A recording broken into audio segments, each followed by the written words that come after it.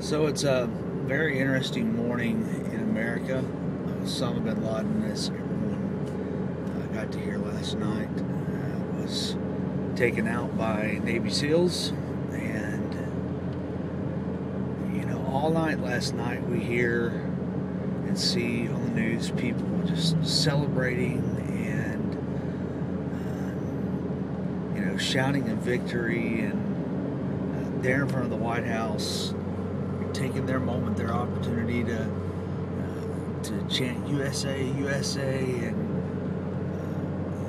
Twitterverse just exploded last night with a ton of people just having their time to be able to say what they wanted to about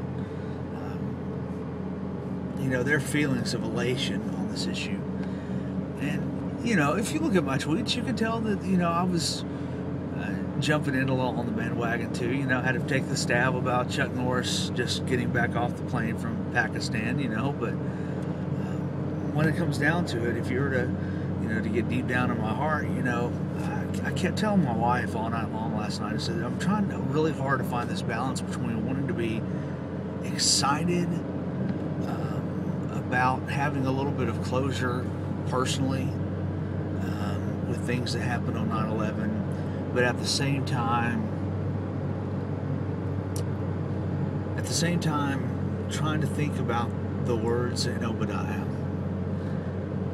And that's really been rough for me, because I see all my Christian brothers and sisters and see a couple of things. I see them reacting in such a manner that's not necessarily them just flat out being unchristian, but at the same time being just like me, having that little bit of, we've lived under fear for so long, and does this really take away the fear? Does this take away what happened? Does this bring back any of those 3,000 something lives? Does this bring back any of the lives that have been lost in a war that we've gotten into since then? Absolutely not. But at the same time, does it give a little bit of peace? Does it give a little bit of reason to say, finally?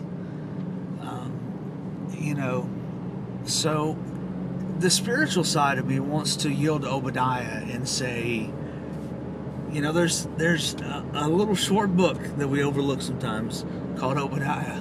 And I really want to go back and reread that right now and see how am I supposed to be acting. And then whenever I tell my wife that last night, she says, well, sweetie, that's right. But I think about this too. I'm pretty sure that when David slew Goliath,